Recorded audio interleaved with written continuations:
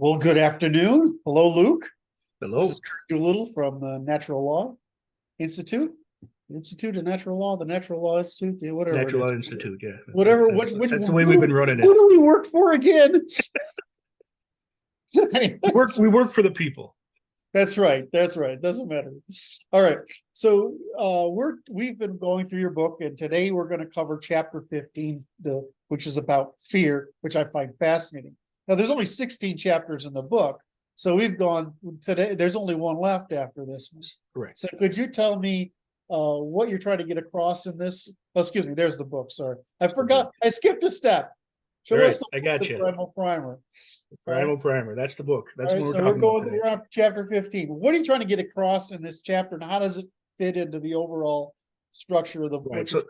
So chapter 15 is called The Fear Factor, Harnessing the Essential Negative Emotion, right? And the reason this is in here, the goal of this chapter specifically is to get people to stop being afraid of fear, right? And that probably doesn't sound like a sentence that makes a lot of sense because I'm using the term to define the term, right? But the reason this is in here is one of the pieces of feedback I get from a lot of people that are completely unfamiliar with any of the stuff I'm talking about when I first start talking to them about it is, won't this situational awareness stuff specifically make me walk around all the time fearful? Because now I'm hyper aware of the potential for all these threats in my environments. Mm-hmm. And so to me, that was just feedback to me that said it was important for me to help people figure out how to understand and then manage what fear is, right? So that's through the interacting with people about this, it just became an essential part of teaching them situational awareness, is how to navigate the fear aspect of situational awareness, right? So that's why. So yeah, go ahead. So why isn't it the first chapter in the book?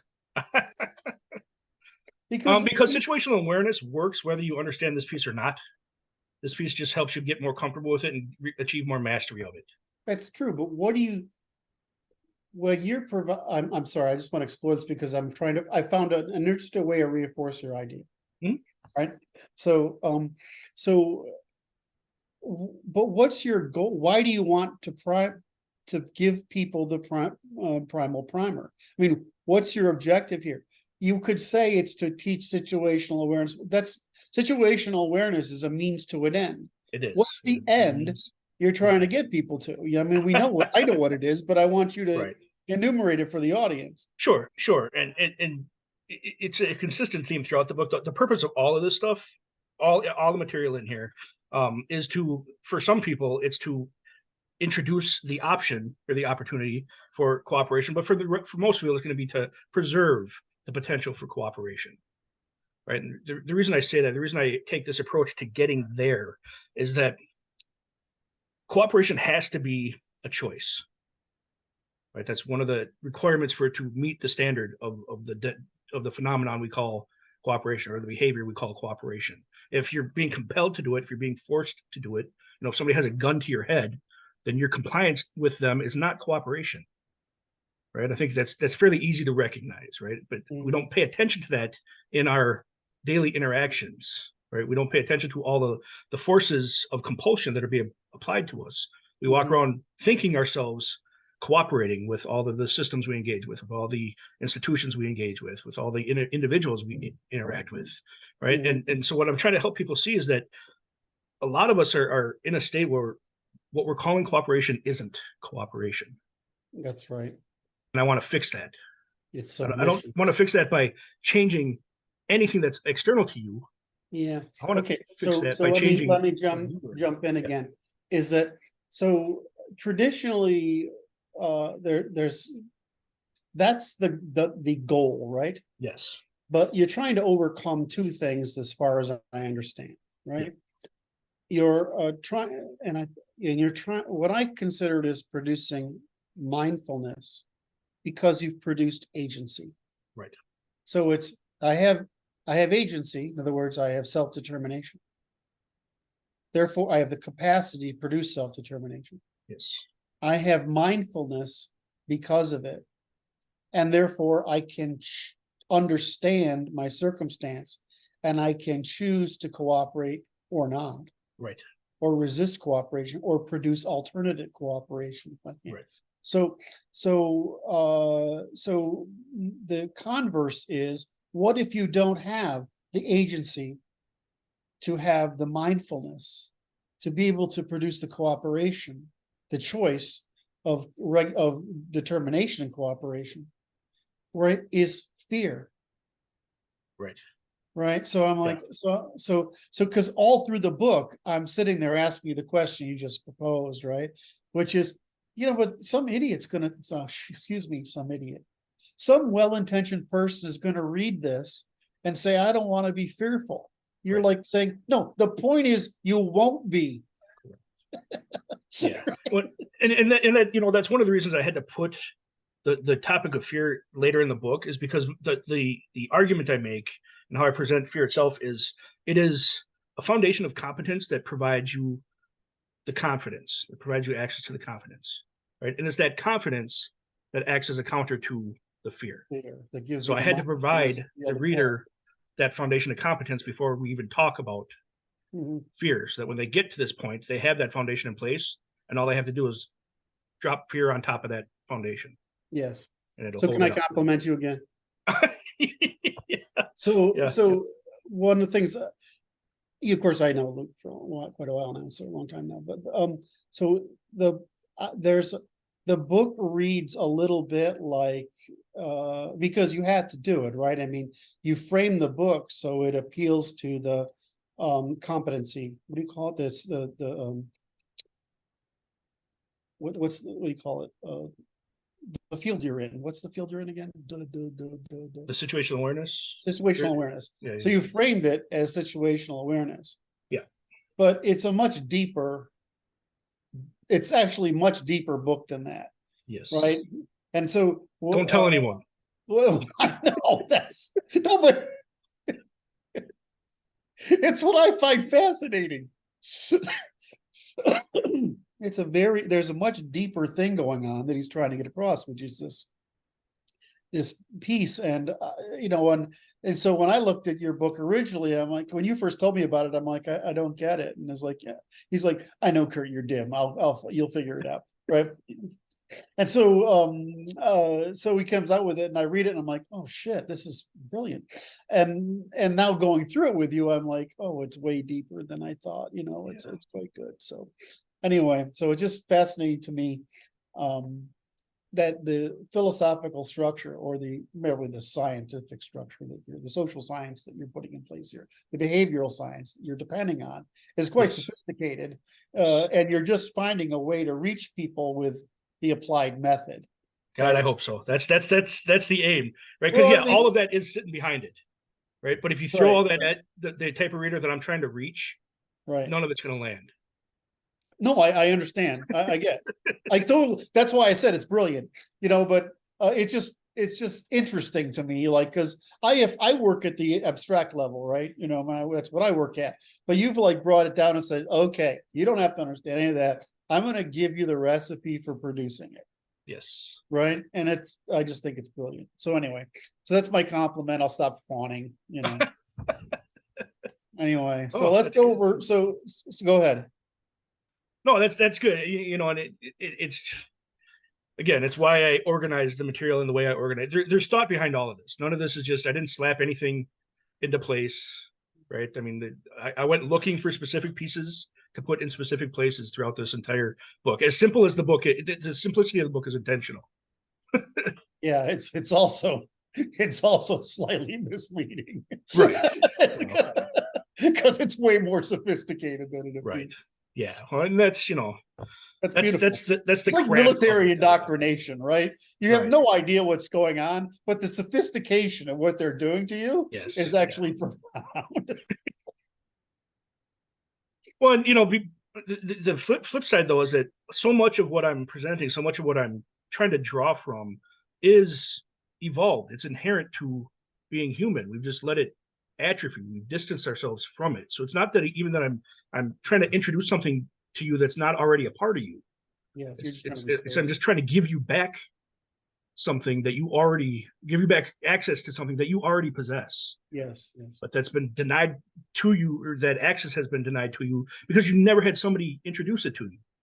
Right. So I mean, all the situational awareness stuff, the being able to navigate your environment and stuff like that, this is just stuff humans did from the time we stood up.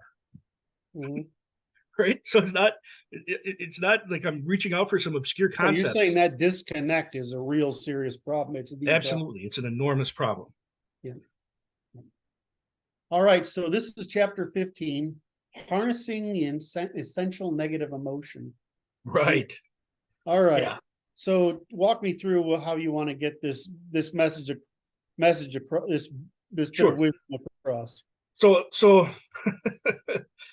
that I open the chapter with a very vivid memory I have of childhood, and this is a very early childhood. It's like the only memory I have of my early childhood, and it's a fear-based memory, but it's stuck with me since then because of, I mean, that's how much impact it had. Right, I had to be 3, maybe 4 years old, right, at the time, and my brother and I, we had bunk beds, right, and I was on the top bunk, right, but there was it was like a teddy bear on a shelf or something like that, right, but it was dark out, right, and I had woken up in the middle of the night, and all I saw was this shadow, and it scared the absolute piss out of me, right, to the point where I couldn't move and I couldn't speak. And it wasn't a choice. It wasn't like I went through a thought process of, hey, that's really scary. My body should respond to that thing that's really scary. It just happened, right? Fear took I've over. done this to girls with snakes. Right. Yeah, it's that same kind of thing. But what, most people are, at least the conditioning that we get from society, would look at that and go, that's a weakness response. Yes, right. That's right. That's a problem response. That's not, though. That's not the case, right? If this was a natural environment and I was that 3-year-old and I came across the snake that was a lethal threat to me, any movement and any sound would have alerted that snake to my presence. Mm-hmm. So the fear shut down movement and shut down sound and kept me alive. That's right. Right. And so that the reason I use that example is because I want people to recognize that the things that fear offers us aren't negatives. The things that fear offers us, right? It's just information. It's just a signal. Either good information or bad, but it's information. Right. Well, and even that, and that's one of the things I get into in this chapter is we have a confused perception of what emotions are because they come to us in a couple different states. Right. There's emotions as the signal, which for my frame is the important stuff. And then there's emotions as the cognitive projection onto those signals. Yes. Right. Which is how we express ourselves and how we interact emotionally. Right. But people don't keep that distinction alive in their minds when they're thinking about emotions. Right. We overgeneralize. Right. And so one of the important aspects I want people to take away from this chapter specifically when it comes to fear, but when it comes to emotions in general, is that we need that fear signal in order to effectively and safely navigate our environments. Right. We don't necessarily need the projection part that we lay on top of, but we need the fear signal. People talk about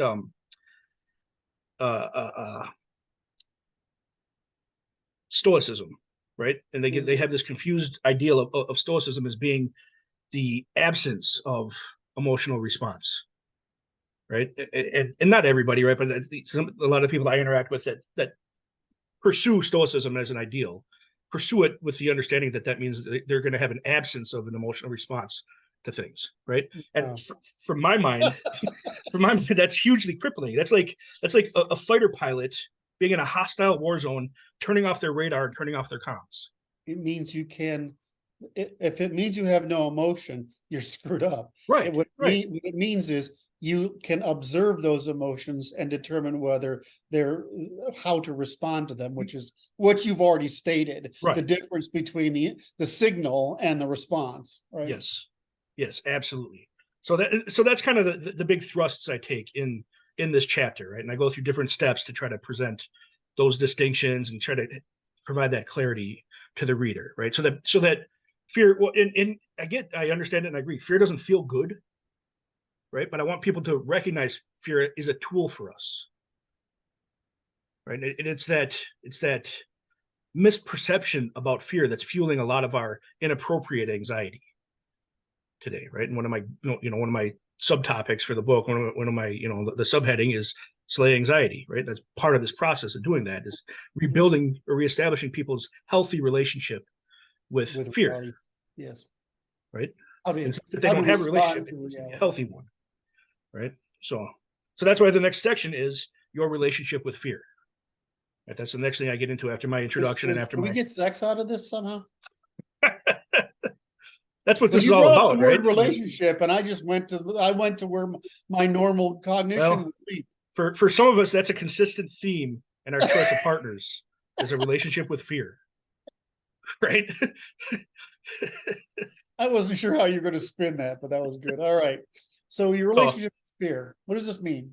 Right. So in this section, I start to describe for the reader what we've been talking about, their false relationship with fear, how it's been used, and that creates vulnerability. We talk about vulnerability a lot in this book, because the more dependent you are, the more vulnerable you are to whoever is supplying the needs that meet your dependencies, right? And that same thing happens for fear, right? If you have a terrible or an unhealthy relationship with fear, then that becomes a strong lever of manipulation to use against you. Anything that can trigger your fear or your perception of fear can use that to exert control over you, right? And so that's one of the things I start describing in this section called your relationship with fear, right? So specifically, how those entrusted with the development of their parents, their teachers, the politicians that run their schools, things like that, they haven't really instructed them how to navigate fear, how to I see. explore fear. Oh God, that's so horrible. You didn't need to tell me that. That ruined my day, because I just put a whole new color on the problem with education. Yeah. And that's another consistent theme throughout the book here, is that this stuff was just, it's a failure of proper instruction. A lot of this stuff is just a failure of proper instruction. Yeah. Don't ruin my day like this. We got enough people on the team that come up with these painful truths that let us realize how horribly screwed we are. Well, that's the thing, so much of what we explore is the active things that are done to people to infantilize them or to undermine them or whatever. But a lot of what happens, and a lot of its good intention, is what fails to be provided to the individual. Like the training that gets failed to be provided, the instruction that gets failed to be provided. If your parents themselves have absolutely no idea, no capacity how to have a healthy relationship with fear, they can't model it for you. And if you have no teachers that have a healthy relationship with fear, they can't model it for you. So we have generations of people out there walking around never having been modeled how to have a healthy relationship with fear or any of the other emotional signals that are essential to our successful navigation of our environments. Yeah, it's this whole everybody gets a prize thing is a freaking... Yeah, exactly. Despite that Taleb doesn't like me very much because of my just criticism of him, his whole thing of anti-fragility is actually correct. Right. The more stresses you put a thing under, the thing is, what is the stress we can take you to without harming you? Right. Like physically harming you, that prevents you from adapting to even greater stresses. Right. And so what you're saying is we're not subjecting people to healthy stresses. Correct. Yeah. And that's kind of the thesis of the entire book. And the thesis of all the work that I do is that we need to be exposed to healthy stressors in order to optimize our adaptations as humans. Mm-hmm. Right. And we're missing out on a lot of that. That's why I use the gym as an example, right? We understand that in that specific frame, but for whatever reason, we can't make the cognitive leap to all the other dynamics that make a human. Right. Yeah. Fundamentally, what do Buddhism and Stoicism do? Right. They're basically the gym for you looking at your emotions and saying, yeah, does this matter? Yes. Right. Yeah. And what you're saying is, if you don't have that, you're stuck with fear. Yeah. Yes. Okay. Yeah. And if you have no way to process fear, you're stuck in a perpetual state of anxiety. Yes. And that's the fastest growing mental health issue in the West right now. Yeah. So clearly it's not being addressed. So that's why one of the aims with this whole body of work is to address that specific issue, because clearly it's not being addressed. And we have my children's peers are suffering because nobody is teaching them this stuff. And I don't want my children to grow up with a peer group that's completely dysfunctional. I have millennial children. Yeah, right. I do too. And they're nowhere. That's one thing, but the Gen Z kids, it's a crime what's been done to them. I Yeah. mean, half of them are from traditional families who've taught them, but the other half is a basket case. Yeah. I don't know what that half consists of, but you can tell it by talking to them for 15 seconds, not Right. even 10 Right. seconds. Right. They're a mess. But that, you know, that's also what keeps me in, you know, in a place where I can offer a lot of compassion to these cohorts. Yes, yes. Right. Because I recognize that no one has been honest with them about fear. So how it's impossible then for them to be acting in a state where they have a healthy relationship with fear, right? I can't expect that of them. Mm-hmm. Right. To do so would be me introducing a harm to have that expectation of them. Right. So that's, you know, that's one of the reasons I'm able to do the stuff that I do, is because I have that, you know, that compassion for the state they're in, because I can see how we got there. It's because, you know, you were cursed with being a moral man, you know, Well, you could have been an immoral man and not had this problem. This stuff is super easy to exploit. And because I can see all the patterns, I can easily see how to exploit all of this stuff. Right. Yep. That's one of the things I'm hoping to work to head off for people. Yes. Yeah. So signal versus emotion. That's the next section of the book, right? So fear is a signal response, right? And most of us, just because, again, nobody's walking us through it, have spent very little time exposed to genuine fear as a signal, right? We spend a lot of time with the concept of fear and our projections onto what that concept means, but we spend very little time exposed to fear triggers, right? So instead, you know, we spend time on, the way I phrase it is, we spend time focused on the anticipation of the fear signal rather than the fear signal itself. Right. In other words, that makes sense. So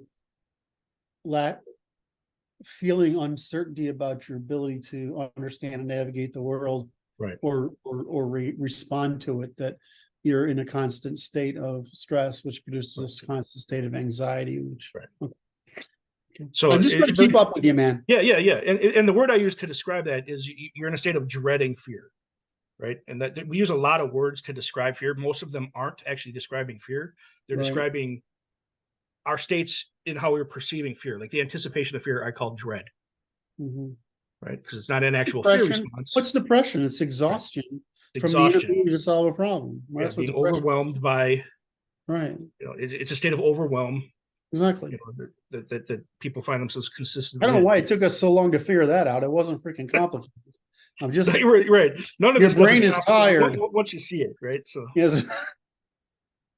So using that idea that, you know, I use the word dread to describe the anticipation of fear. I introduce the reader to what I call the fear scale, right? And I use it to articulate the distinction between fear, the signal, and then all the things that we're calling fear, all the emotional states that we're calling fear, right? So fear as a signal only ever produces an active response. Fear as a signal only ever produces fight, flight, or freeze.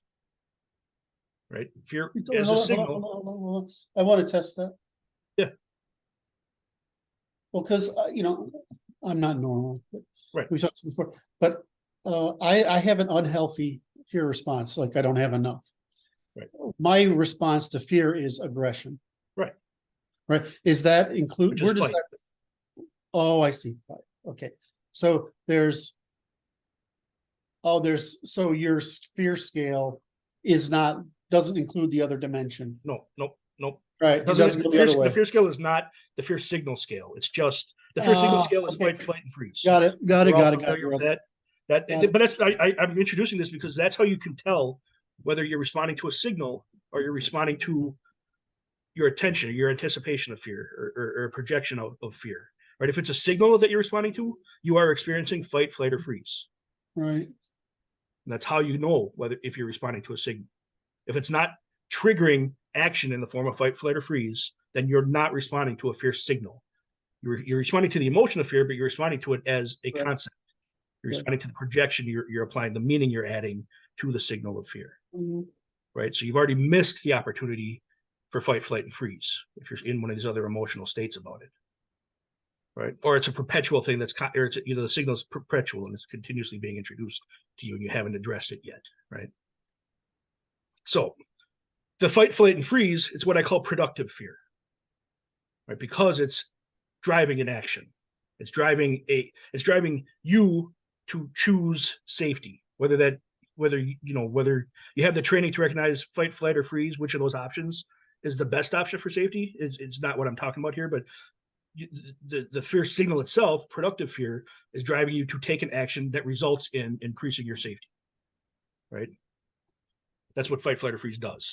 So, but fear is the emotion, fear is the projection, is a disruptive fear, and it can overwhelm you in the form of panic. It can manifest as any of the lesser states below panic, such as, and this is where the scale comes in, is dread, fright, anxiety, apprehension, worry, doubt, or concern, right? Those are and of course, there's infinite numbers of degrees inside each one of these, just to give the reader kind of a frame to work from. If they're in those states, if that's how they would describe what they're calling fear, then what they're talking about is an anticipation or projection about the fear signal rather than the fear signal itself, right?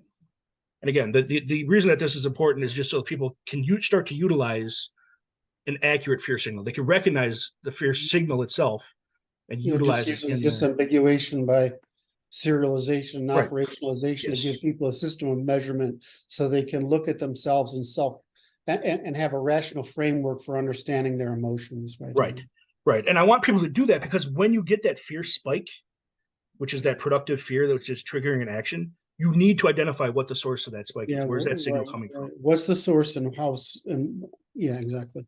Right. And that's what all the situational awareness stuff is.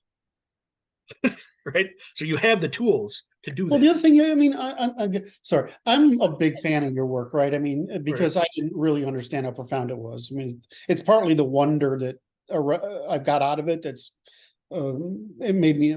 But what you're saying though is if I have all these things, fear, I habituate being confident, right? Because I know what's going on. Yes. And so I won't. If I have a fear signal, it'll be rare. Right. I mean, that's what you're saying. And it'll be accurate. And it'll be accurate. You're going to be good at identifying which is a valid fear signal and which is a false fear signal. Right. Going back to the radar analogy, right? Is it useful for the pilot to freak out when the red dot shows up on his radar? Or is that just information? It's better to know that than not know it. Right. And is it useful for the pilot to be able to differentiate between a red dot and a green dot? Or should he respond the same to all dots on the radar? Yeah, exactly. Right? We want to be good at recognizing that the dot is information for us, and that we can tell the difference between useful information and not useful information, right? That's all these signals are doing for us. Yes. Right. Yes. So that's why some of this stuff becomes important, right? And I do caveat that this fear scale here that is demonstrative, not exhaustive, right? We have a lot of stories we tell ourselves about fear, so it can show up in a lot of different ways. But I just want people to understand that there's some structure to how we flow ourselves through it with the projections of fear, right? Frank Herbert's really simple. Back in the 60s, I remember the first time I read it in Dune. It was like, fear is the mind killer, and isn't there? It's about as simple as you can get. Yes. And so you want to keep your mind, you need to have as much agency as possible. Yeah. By being aware, being conscious, or situationally aware, is this opportunity for fear? Yeah. Is this a signal, or is this me projecting onto right how I'm interpreting the signal? Right. Mm-hmm. And I harp on that a lot in this chapter, because the more we respond to the anticipation of fear, the more we're compromising our ability to accurately receive a fear signal. Correct. Right. We're fooling ourselves to thinking this is, and it can get to the point where we actually start to convince our body that this is a legitimate fear, rather than a projection onto a fear signal. Right. Mm-hmm. And what that does is it interferes with our ability to accurately receive fear signals from our environment. Right. It's a fear signal produced internally rather than a fear signal from the environment. We need to learn how to recognize that difference so that we can accurately receive those fear signals from our environment. Because that's what keeps us safe. Is when something in our environment triggers that fear signal, gives off that fear signal, we know to respond to it. We know to step into action to allow that fight, flight, or freeze response to trigger.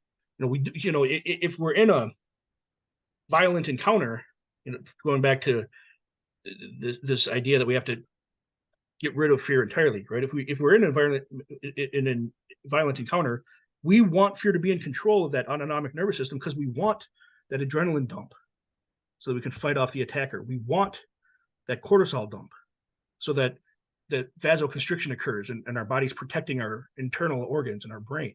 We want that dopamine dump because we want to be able to keep fighting even if we're injured or hurt or pain is introduced.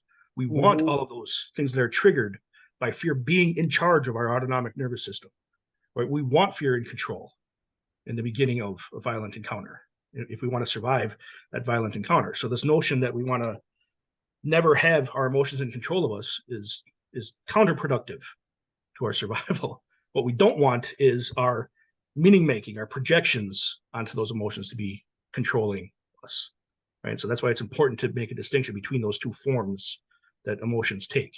And, I would apply that to all emotions, not just fear. It's important for fear for the purposes of what I'm teaching in the book, but that I believe that this same dynamic exists for all emotions. They're signals if they're productive, and then we have a lot of meaning and anticipations and projections that we apply to them, and that's a different experience of the emotion, right? And so if we can get good at interpreting the signal of the emotion, then we can navigate even our positive interactions a lot more competently because we're just reading the signals, right? Instead of all of our projections onto them.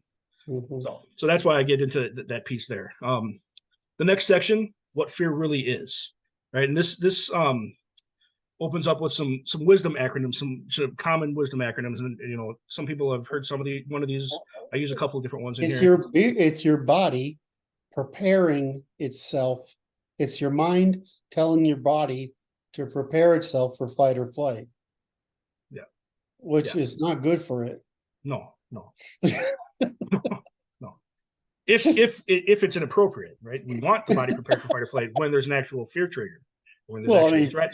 Sorry, I should have said the obvious. It was instead of something so blatantly foolish, but so what fear really is, right? So this next one opens up with some common acronyms that we hear for fear, right? Where each letter represents a word, right? So false evidence appearing real. The 4 letters of fear can be described as that. The next one is false expectations appearing real, right? And those are both useful acronyms to keep in mind, right? Because this conveys the idea that it's not the fear signal itself that we're responding to with these forms of fear. It is the false evidence that we're responding to. It is the false expectations. It's like when you walk in to a room and you get a fear spike and you look at who's in the room and you see, the guy with the tank top on with the bulging muscles and the tattoos everywhere.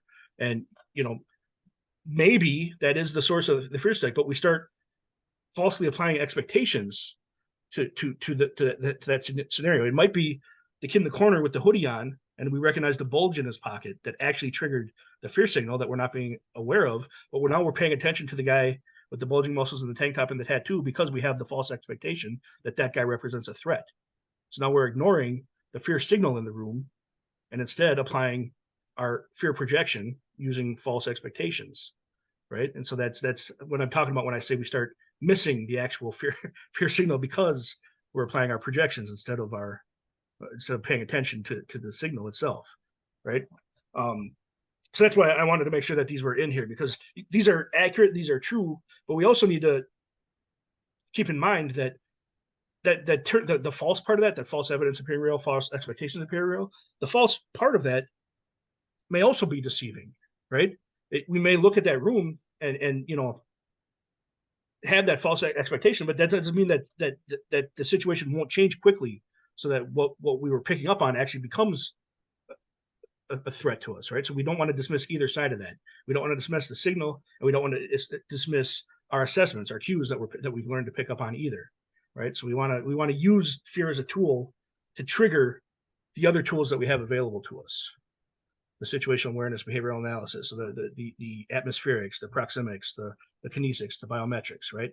So the signal should be an initiation of those other tools that we have available to us, right? So that we're not stuck in that fear response, so that we're not stuck in the fear taking over our executive function, right? We want the fear to trigger the autonomic nervous system, and then we want to take back control and apply the other tools that we have, right? If that makes sense. So you don't want to overly commit to the source of our fear being false either.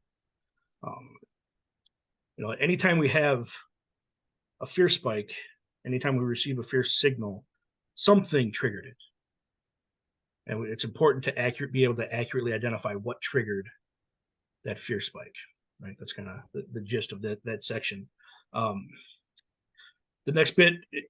title of the next section is called "Not All the Same," right?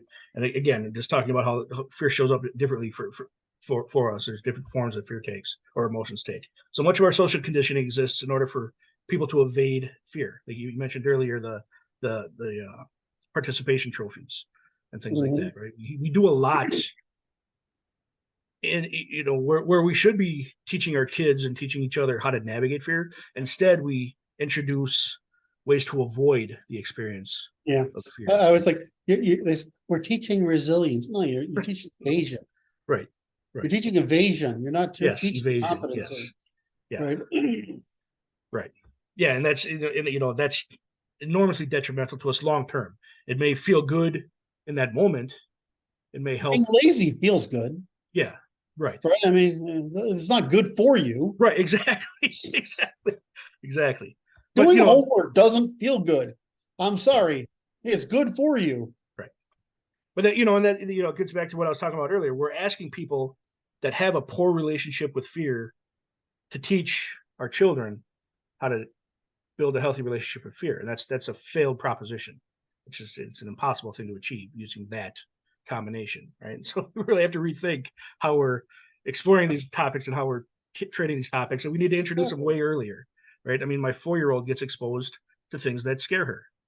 Not because I want her walking around scared, but because I'm right there and I can help her navigate.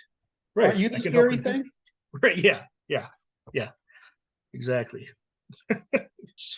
But I don't want my kid completely unequipped if she's playing in the backyard and a snake comes out of the grass. I don't want her response to be panic, and which triggers the animal to attack. Right.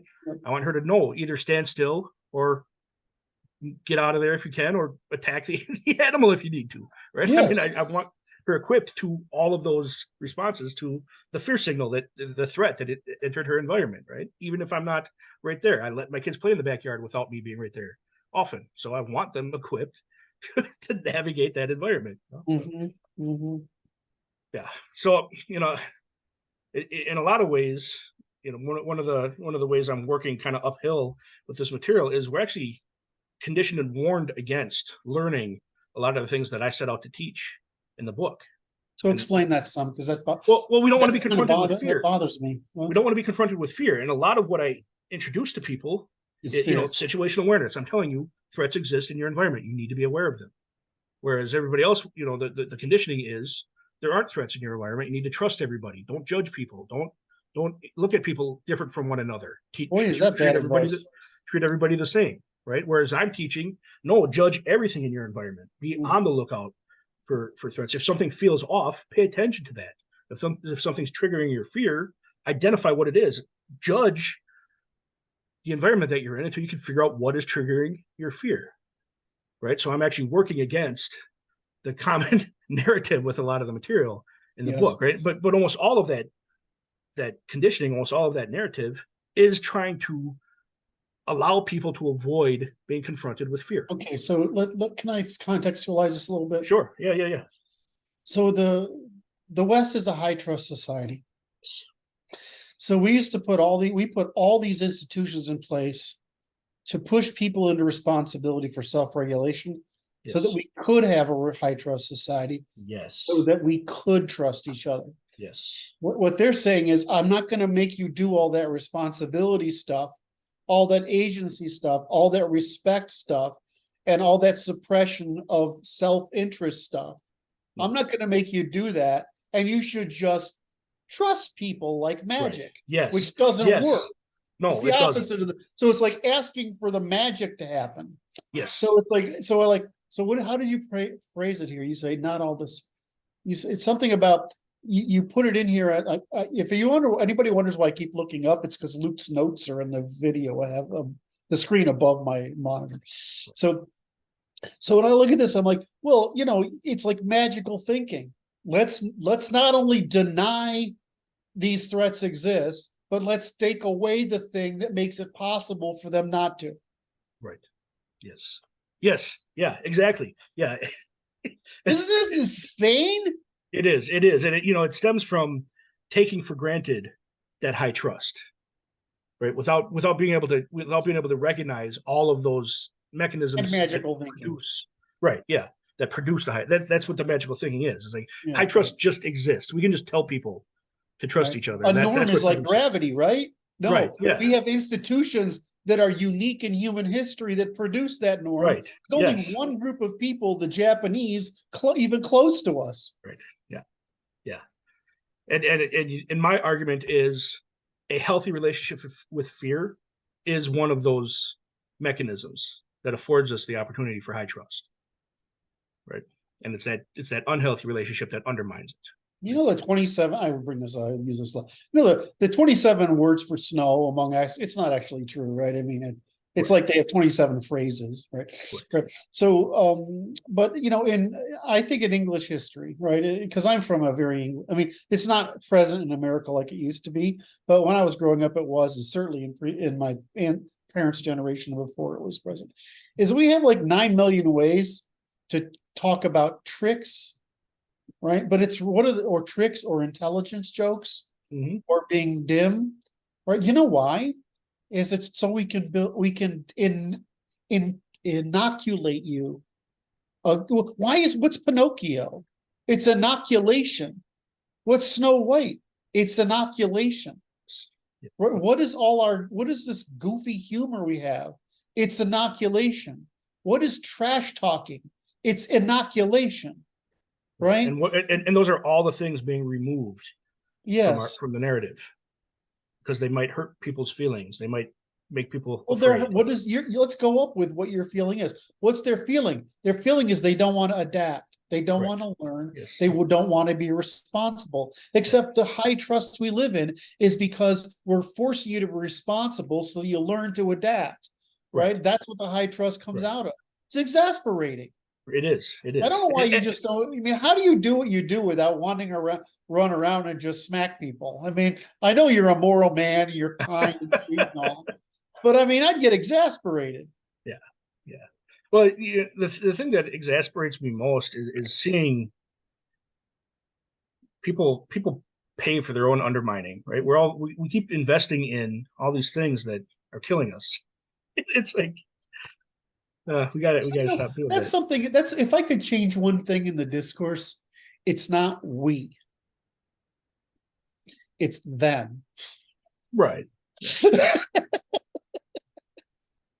There's just a lot of them. Right. All right. For the next section I get into, I screwed up your train of thought well enough. No, it's fine. Okay, because I thought I did a good job of trying there. No, you're good.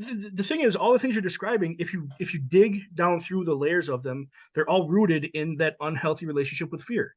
Like the avoidance of responsibility. That's a fear response. That's a fear response. I don't have the competence to accept responsibility, so I have to avoid it.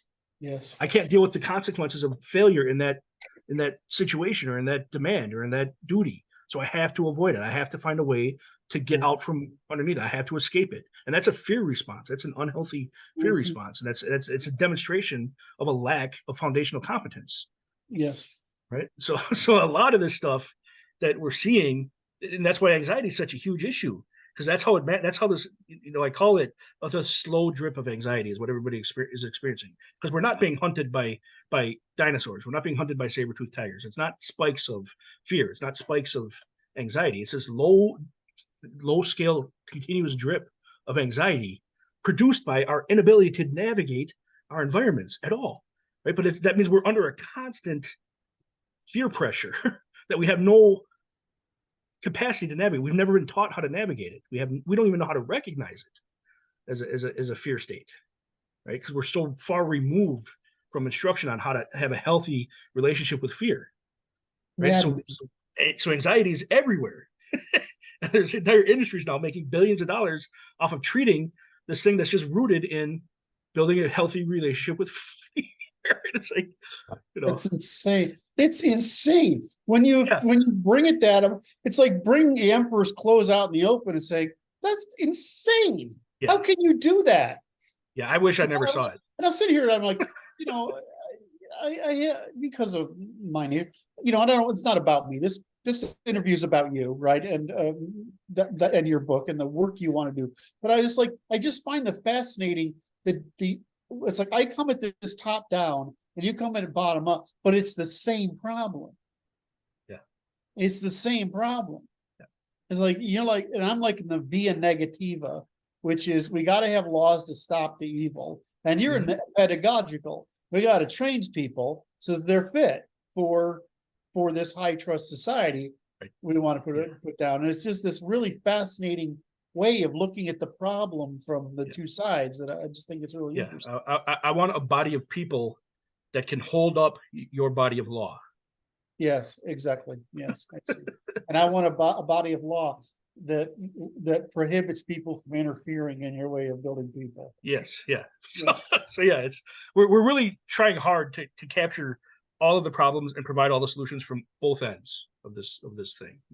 That's intentional as well. I mean, that's one of the things I set out to do. We're trying to fill all the gaps. There's right. Gaps, right? Right. So all right. So the next section is captured attention, and it plays into a lot of stuff we've been talking about. So we're not starting from scratch here, right? So where our society seeks to avoid exposure to fear, because fear is scary, right? People just want to avoid it. It also uses small doses of fear to perpetuate that state of anxiety that can be exploited, right? I mean, what's that the phrase we hear from the news all the time? If it bleeds, it leads, because we look at what scares us, right? So the news leverages that fear response all the time to maintain eyeballs, so they can maintain viewers, so they can keep selling advertisements. The entire attention market is driven off of desire and fear, are the two elements of the attention market. And most of the desire is presented through a mechanism of fear, because it's your lack of it that they're exploiting, your lack of access to it, right? What's the difference between fear and outrage? Because social media works by outrage. What's that? The news works by fear, and social media works by outrage. But isn't it right? And I would suggest that, thing, though, right? Yeah, it's the same thing. Outrage is a state of impotence in response to fear. Yes. Right. So it's still that failure to successfully navigate fear. It's still an unhealthy relationship with fear. Right. And that doesn't mean it doesn't have a use. And it's not entirely. It's if you have a healthy relationship with fear, then outrage becomes a useful tool for you. Correct. Right. Because it can be an encouragement for you to take action or to change decision or viewpoint or things like that. Right. The same thing. One of the coaches I work with, he uses and I just lost the word. Indignation. That's the one I'm talking about, right? Indignation, right? Because you don't want that's the state that he argues for. We want to get in when an attack occurs. Is we want our response to be fueled by indignation. Like, how dare you violate me and my space and my things, right? Yes. And again, that allows us to retake control of those executive functions in the middle of that fear spike, is because we're layering that indignation on top of that response, because it empowers that fear rather than steps us into panic of that fear. It uses that fear as to power our response to the threat, right? So that's what we want to. What's the one I used? I developed something fairly young. I said, fear to anger, anger to conviction, conviction to plan, plan to execution, execution to completion, to reversal. Right? It's like you don't just sit there and feel. No. You give yourself a pathway through it. And what you're saying is, you're basically doing the same thing. Give yourself the competency to it. It has to drive action. All of these things have to drive action, or they're undermining us. Right. We're sitting in them, we're spinning in them, we're stewing in them. That's undermining our ability to take action, to make decisions, right, and to be productive. Mm-hmm. Right. So all of these things have to drive action. All of this stuff, everything I'm putting in here, I'm building a bias to act. Yes. And that requires the competence and it requires the confidence to step into action. But I'm building a bias to act. All of our decision making is building a bias to act. Right. The whole goal with all of this is to take act to become applied. Right. It can't stay in the theoretical. It has to become applied. Applied. Yeah. Right. Because none of the stuff I teach is useful to you if it never gets applied. That's the same thing as the thing is, there are puzzles when there are problems. Right. When you're solving puzzles, it's intellectual self-gratification. I caught myself with the word that time. I didn't first. When you're solving a problem, it's application. It's making a difference in the world. Yeah. And so, again, back to captured attention. So fear it's a powerful signal response, right? I think we've established that pretty clearly. That response will override our executive functions, right? There's a time and place for that. We want, like I said earlier, we want that to happen. We want the adrenaline spike. We want the cortisol spike. We want the dopamine spike, right? We want some overriding of the executive functions to occur, right? But that also, if we don't have the ability to navigate that, if we never develop the ability to navigate that, that can and does get used to keep our attention on things we otherwise would dismiss as irrelevant to us, right? Like how much, we talk about the news and stuff like that. How much of that outrage is occurring? The person sitting in Tennessee in the United States is outraged about something happening in France. What is that? What bearing does anything happening in France have on the person in Tennessee? And yet their outrage is able to be leveraged and utilized and captured and monetized, right? Just because we can get that in front of them, we can put that in front of them, and because they don't know how to recognize, hey, I'm feeling a spike in my response to this, and is that spike reasonable, rational? Is it productive? Is it doing anything for me? Is there any action I can take here?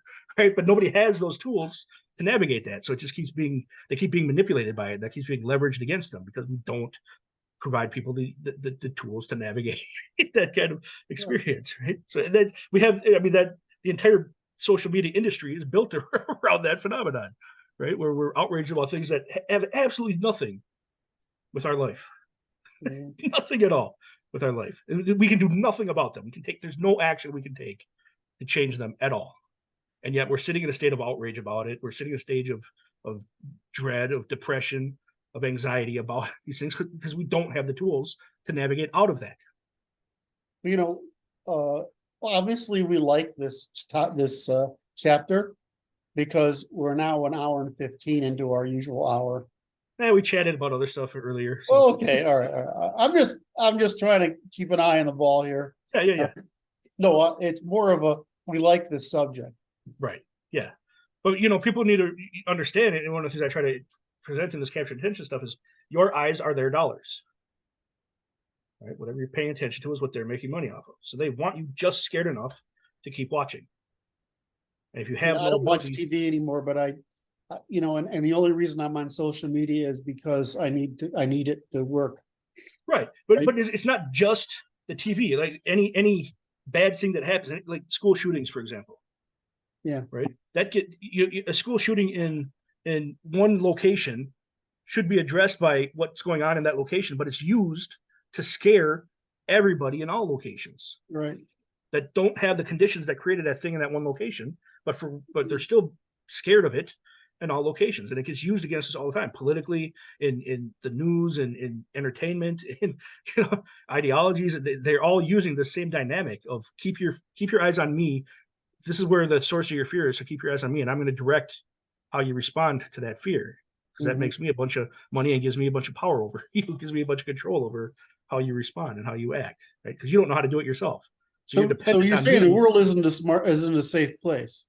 The world is not a safe place, and we're terrible at navigating how we respond to that fact that the world is not a safe place when we shouldn't be. We should be absolute experts at navigating fear. We're the world's top adaptive generalists.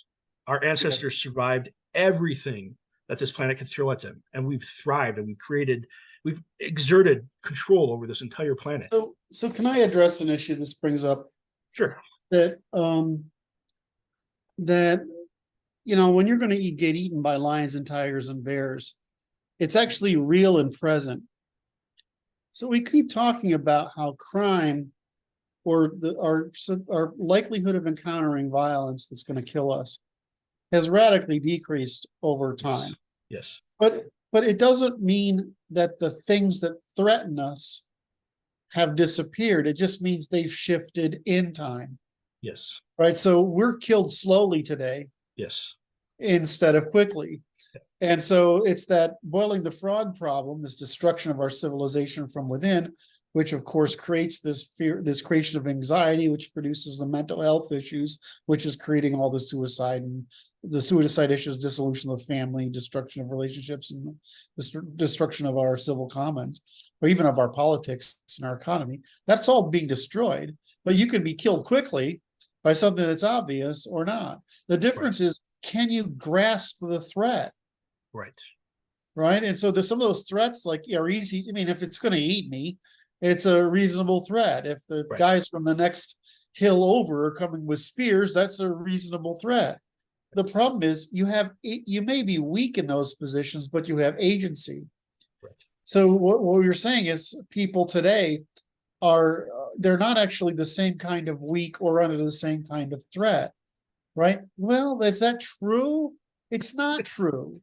Right. There's still problems out there. I mean, you look at the woman that went around New York the other day and hit people on the head with a pipe. I don't know how many people she took out before they could find her. It was a lot.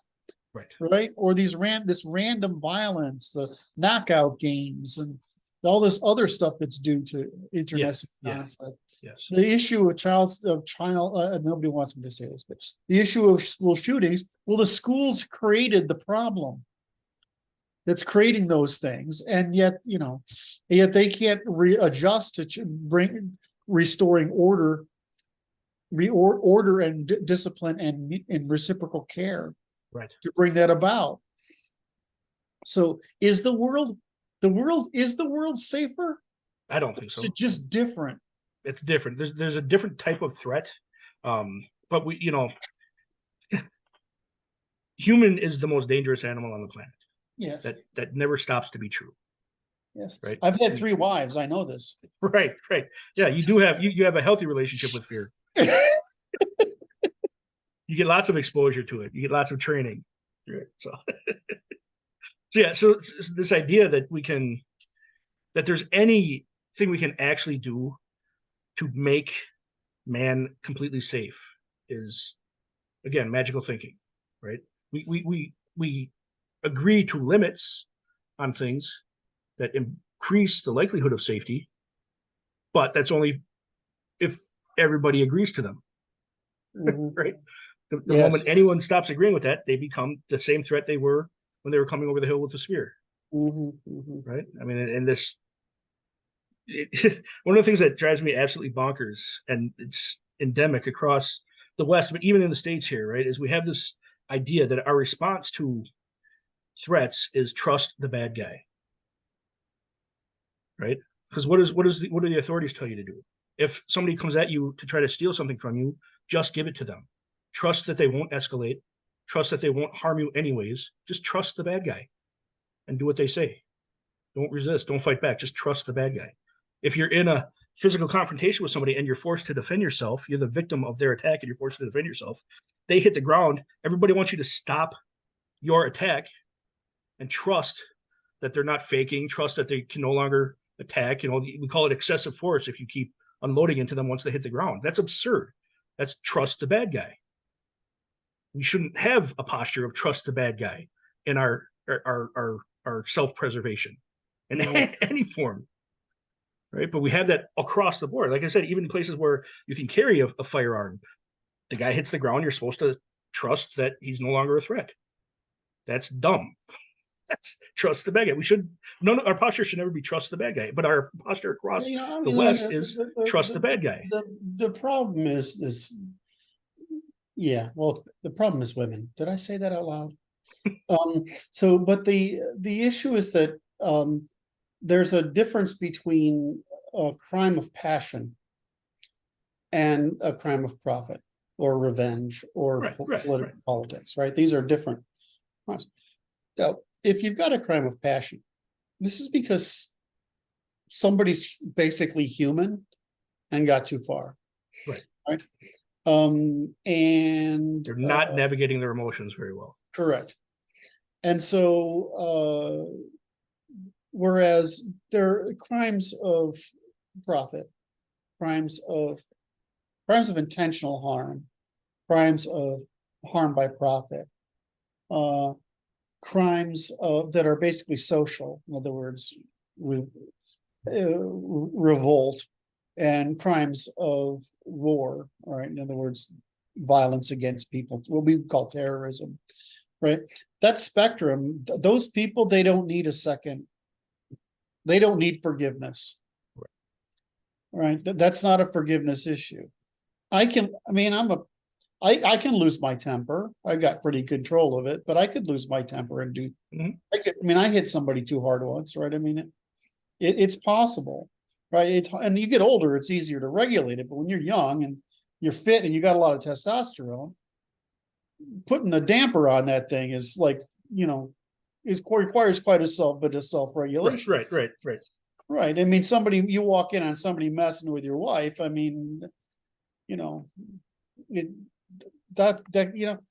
get insulted when you're under the influence of alcohol, right? I mean, these are just stupidity of being human, right? I mean, that's one thing where you say, okay, we got it. We got the situation calmed down. But anything beyond that, that's not a crime of passion. Right. That's something that needs to be put down. Yeah. I'm sorry, did I take you too far off? No, you're fine. You're fine. No, and but it goes back to what we were talking about earlier. The mechanisms in place that produce a high trust society. When they're there, it makes some sense to trust the restraint of the bad guy, right? Because you have all these mechanisms in place of high trust. But as soon as those are gone, then any notion of trust the bad guy should disappear rationally, right? I mean, because all of those mechanisms are gone. I don't know. It's one of those pet peeves of mine when just our whole approach is so centered around trust the bad guy. It's just so disarming of the victims of attacks when our entire legal system supports trust the bad guy as the default state of processing these things after they happen, right? Well, there's a problem with empathizing over systematizing, right? I mean, we have a group of people that can't technically it's a category of solipsism, right? Right. It's one step away from psychosis. Right. Right. Which is you're empathizing with the person, though you have no reason to. Right. Yeah. And you wouldn't if you were the victim. Right. And I think, and just to tie that back into the work, a lot of that I think can be ameliorated by developing, in training, kids and whatnot, developing a healthy relationship with fear and a healthy awareness of fear.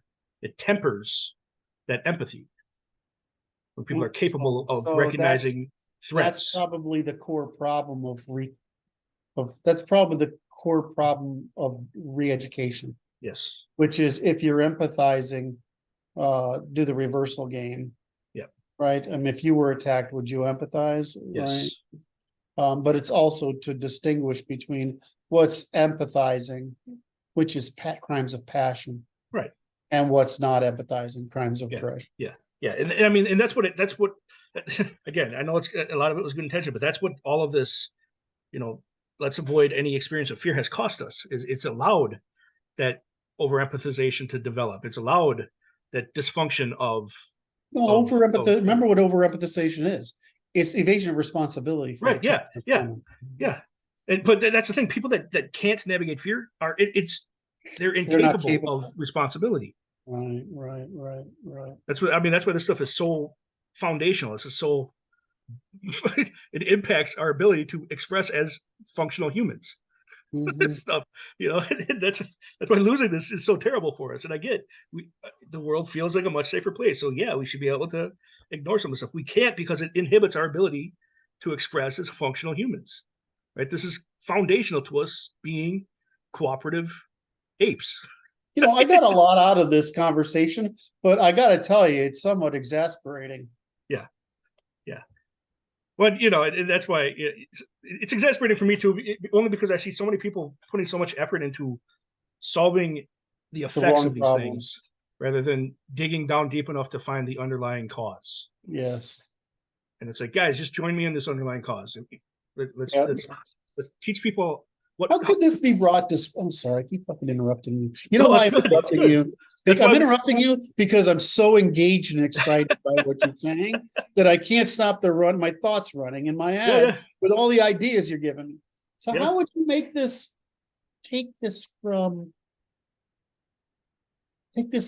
to the school environment?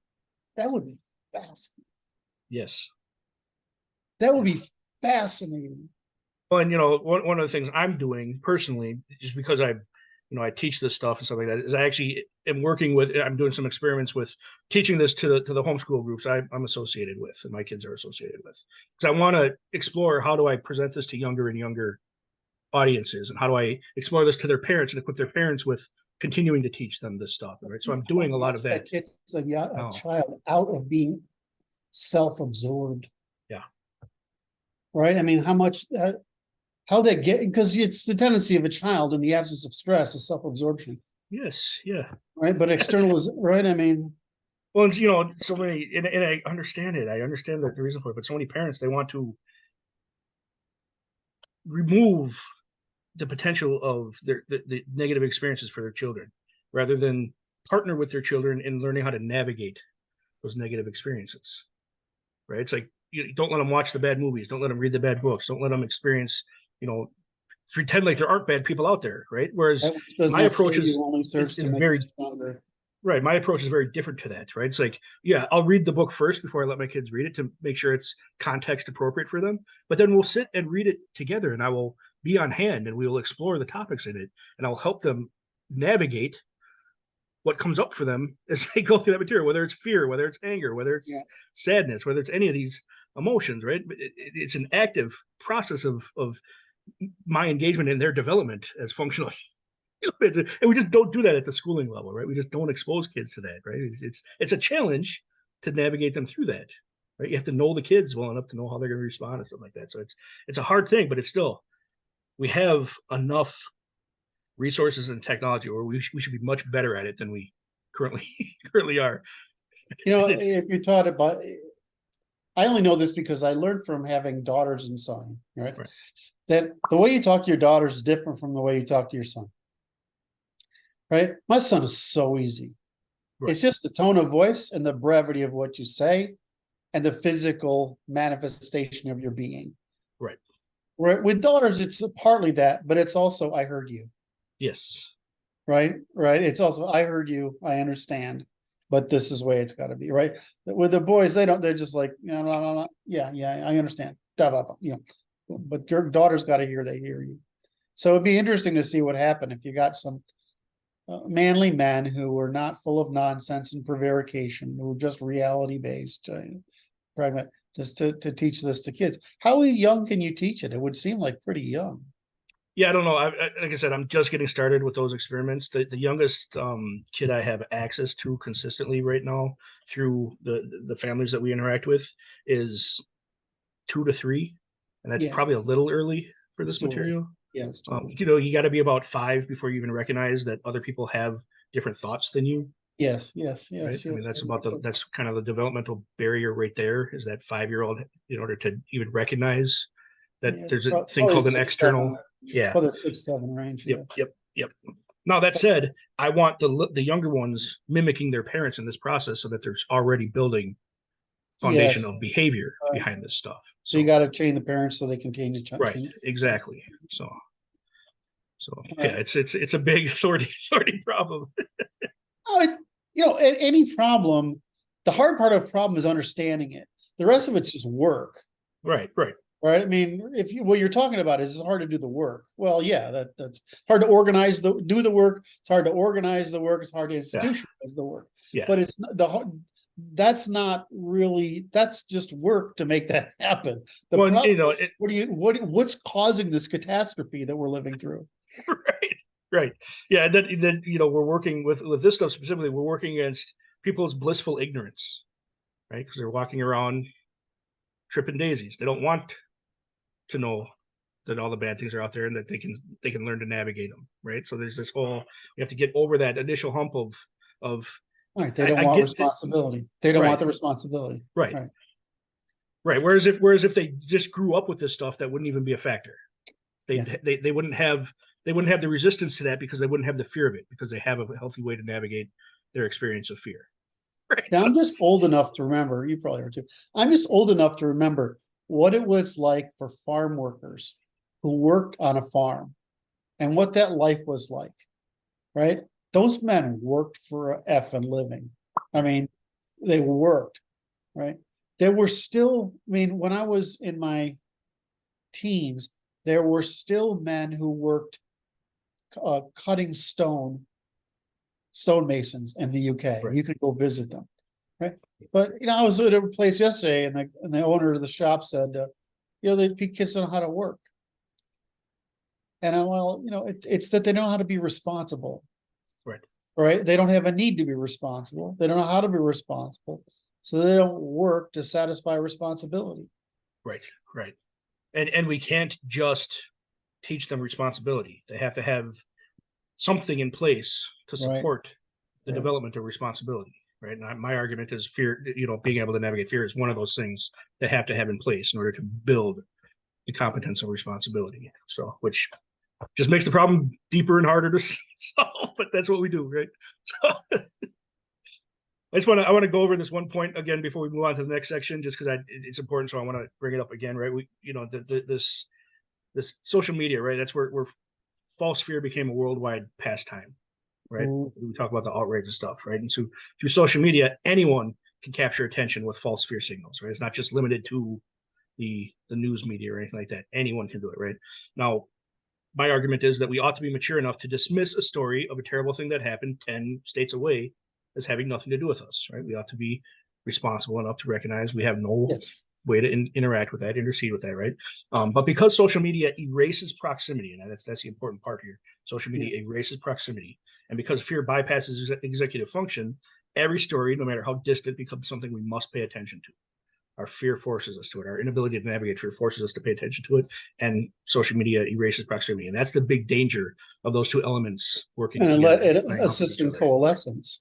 Yeah. I always think social media takes you out of punch in the face range. Right. Yeah. Which is the end of civility. Right. Right. I mean, if you're out of punch in the face range, that's the end of civility. But from the standpoint of, supporting cooperation, because of this dynamic in play, right? Everything becomes something we have to weigh in on. We must turn into a national or even international event, or some sort of awareness. We all have to have an opinion about all this stuff, right? And that's just again, it's because we aren't mature enough to recognize our distance from these things. All of these things are compromising and undermining our ability to cooperate with each other.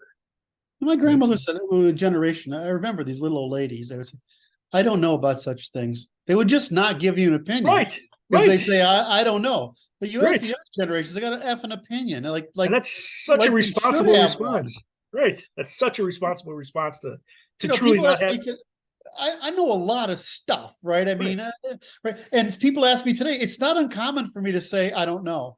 Right. Yes. Right. I mean, I would say, I just don't know. Right. I mean, I have nothing. I don't have enough knowledge to comment. Right. Exactly. Yeah. Right. Yes. I mean, but why is that so unique? You say, I don't. You could say, for what little I understand. Right. Which is probably what my father's generation would have said. From what little I understand, it's probably something like this. But confidence and ignorance is just beyond my comprehension. Right. Or describe it to me and I'll tell you what I feel about or how I think about your description. Right. Right. Right. From that angle. But yeah, the ability to just recognize your own limits is hugely important. But people are scared of that. I don't want to admit to having limits. And to be less self-absorbed. Right. You don't even have to be compassionate. You just have to not assume that you're blithering. It makes any sense. Right. Right. Yeah. So, so that whole section, right. The gist of that whole section is that we've become terrible at fear and we're getting worse at it. And so the problems are going to continue to multiply if we don't change that. If we don't step in and figure out a way to address that. Right. So the next section is the world is not a safe place. Right. There are legitimate things out there to be afraid of. And most of them are far closer than what people are paying attention to. like the knockout games and the mugger and stuff like that, right? The actual violence. I'm not talking about the douchebag fights in the bar. That's all posturing. I'm talking about actual violence where somebody's coming after you for your body, your property, or your life. Actual violence, right? And that's much closer than we're paying attention to, right? Because we're so distracted, we're so triggered by the fear being used to manipulate us that we're not actually paying attention to the fear that ought to be triggering us into action. Right. And that's again, the big distinction I make here is if it's not triggering you into action, it's not a fear signal. It's a fear emotion, it's a fear projection, but it's not a fear signal, right? So readjust, readapt. In fact, we live in an exceedingly dangerous reality, right? Not just from the world's deadliest creature, man, but from our environment, right? All this stuff that we dismissed. We talked in the last session about the crane falling down and stuff like that, right? We're surrounded by dangers, right? Those cars whipping by us are hugely dangerous to us. The drivers are not paying attention. They're on their phones. They're not, most of them shouldn't be licensed drivers, right?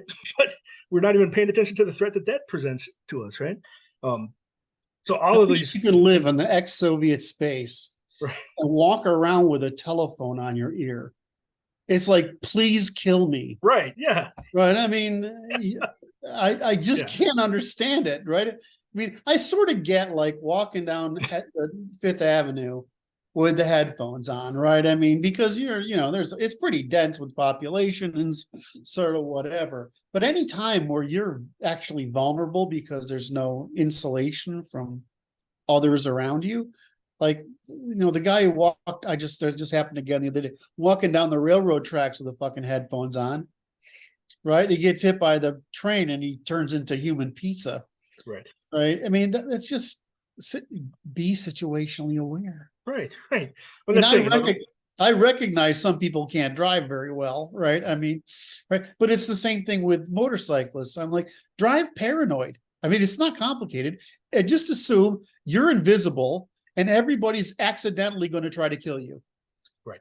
Right. I mean, it's just situational awareness. Yes. And you wonder, sorry, I want to just finish this one last blip, which is that, you wonder why IQ has such an effect on health and fitness. Right. It's because you're spending more of your IQ points with situational awareness with less effort.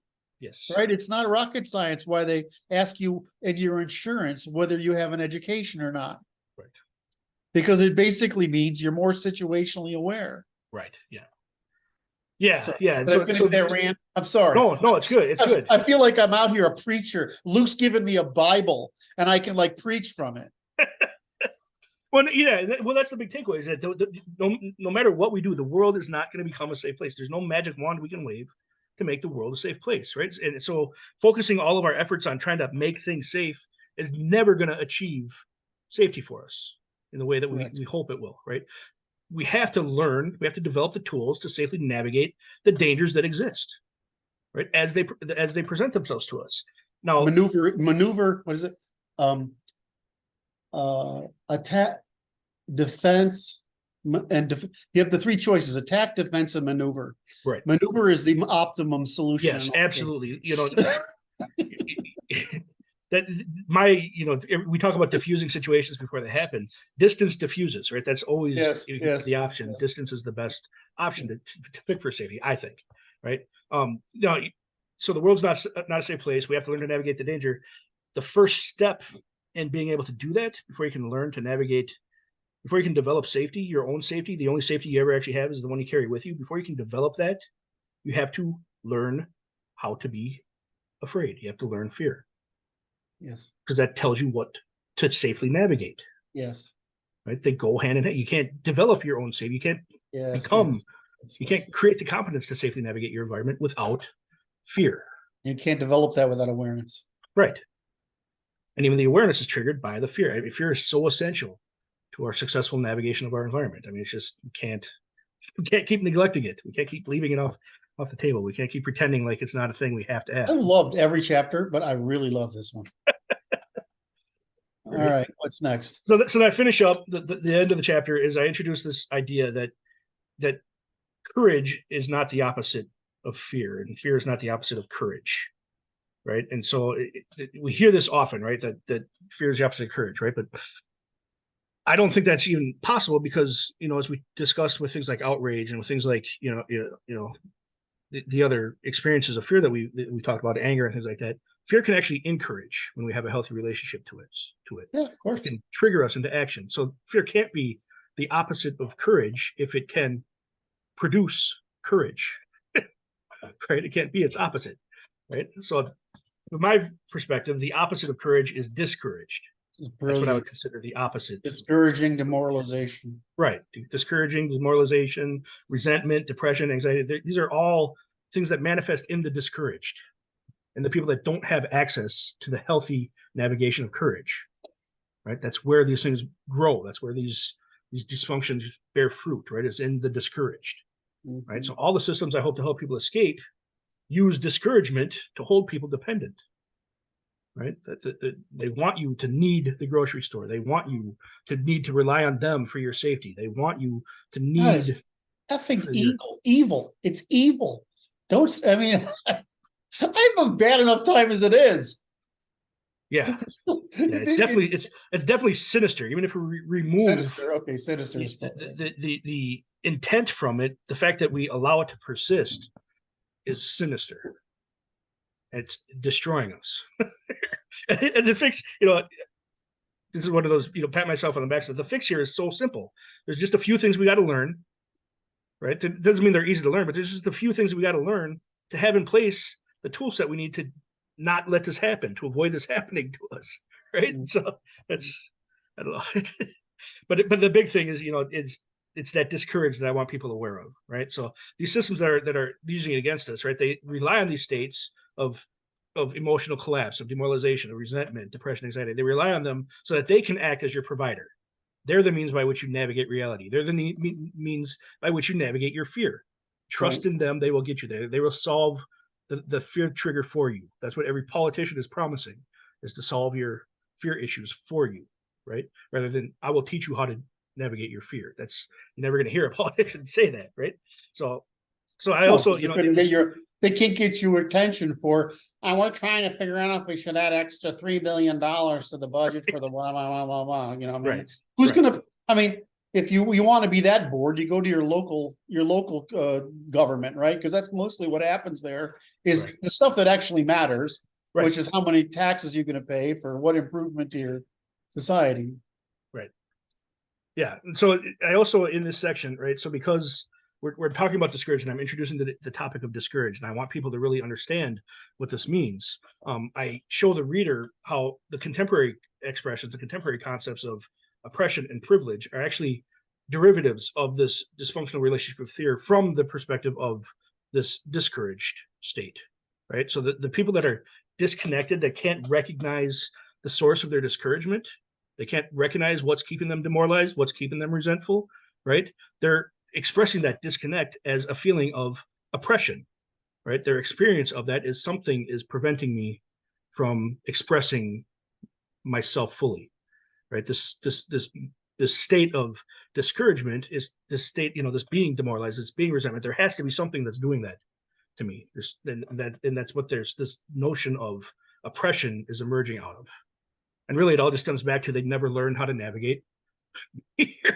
Nobody ever taught them how to navigate, how to build a healthy relationship with fear, right? So it manifests as this notion, this idea of oppression. And then the opposite, that notion of privilege, comes from that same place. They're looking at people that are navigating fear, that have a healthy relationship with fear, that can accurately interpret those fear signals, looking at those people going, it's not possible, it's not physically possible for them to be navigating the world like that.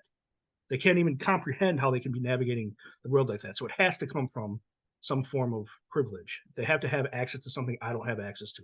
And they do, but it's not a physical thing they have access to. It's not a tangible thing they have access to. They have access to, they're able to competently navigate fear. They're able to competently navigate the expression of fear triggers, the signals. They recognize the fear signals, right? So, but for people that don't have that, they look at this and they feel themselves oppressed, and they feel everybody else that can do these things as privileged, right? And they can't get past that. That's so explanatory power. Of course, I'm trying not to interrupt you, but I'm running away with this. The explanatory power of what you're saying, which is the creation of fragility instead of fragility, the creation of adaptability instead of maladaptivity, and how did you put it?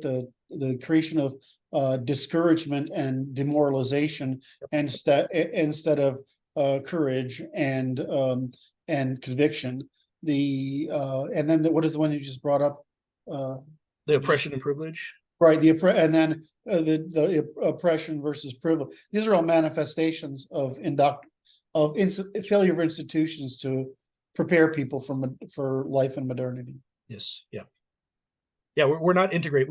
We've dismissed all of the things that we require, and because of that dismissal, we can't integrate them into this progress that we've achieved. This technological progress, this social progress, all of these things that we celebrate. We're not integrating these core human competencies into those things because we've left them behind instead of bringing them with us and integrating them into how we continue to move forward as humans. Right? It's because we're cut off from that. We're becoming something less than human is what's happening. Just love the frame that you've produced here for talking about this. It's wonderful. Right. Okay. So are we done? Yeah, I mean that's where I finished the book because I want people to Summarize. recognize. You got to say your last sentence here because it summarizes. Yeah. So I talk a lot about dependence, and so I just want to throw this in before we get there. Right. So the discouraged are those that are dependent on others for navigating the triggers of their fear response, and any need that you risk going without is going to trigger a fear response. Right. So all the stuff in the book that I talk about, all the needs that I talk about in the book are tied into this fear response.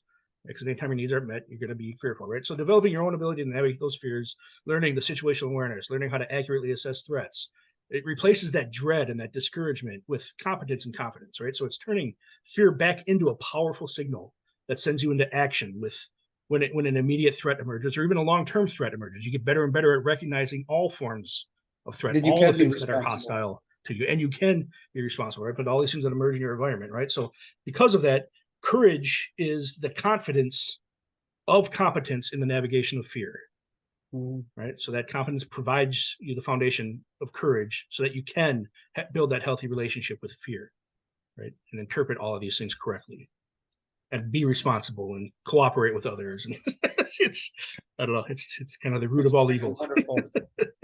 All right. So did we accomplish in this discussion what you, and this is a 2 hour, it's not because the timer's been going on since we started the meeting, right? Right. So yeah. It's an hour, it's probably an hour and a half. Right? Yeah. It's a longer one, but this is an important topic. It's a great topic. So did we get across what you wanted to? Yeah. I set out this the intent of this chapter is for people to stop being afraid of fear. And I think we've done a good job, in our interactions here of communicating the value of fear to us as a tool and the essential requirement of fear as part of our ability to navigate the world. So a lot of people wouldn't realize it, but we have to have fear in order to cooperate with each other. Yeah, but fear, the human fear response, which is up here, right? It's like the interrupt on a computer. Yep. It says, "Hey, I got your attention. Yep, I'm taking it." Yep. Right. It's like if you get burned, it's like, I'm taking it. You don't get a chance. Right. There are certain kinds of fears. I'm taking it. The problem is you want to be conscious enough of your environment that there's a few surprises as necessary, so you can maneuver to act to avoid them if necessary. Yep. But you want to practice this often enough that it becomes autonomic, so you don't really think about it, because I don't, right? We talked before. And then what you want to do is when those interrupts come, you want to evaluate them. Right. And you want to respond accordingly instead of respond sometimes instinctually, which may be to freeze or maybe to run when you ought to just handle something or whatever. Great. Yeah. So what I like about what you're saying is this development of the competency that produces the agency, that produces the confidence to be aware of your environment and have the peace of mind to react to it accordingly. I think that's awesome. Yeah. So anyway, conscious of our timer, is there anything you want to close with?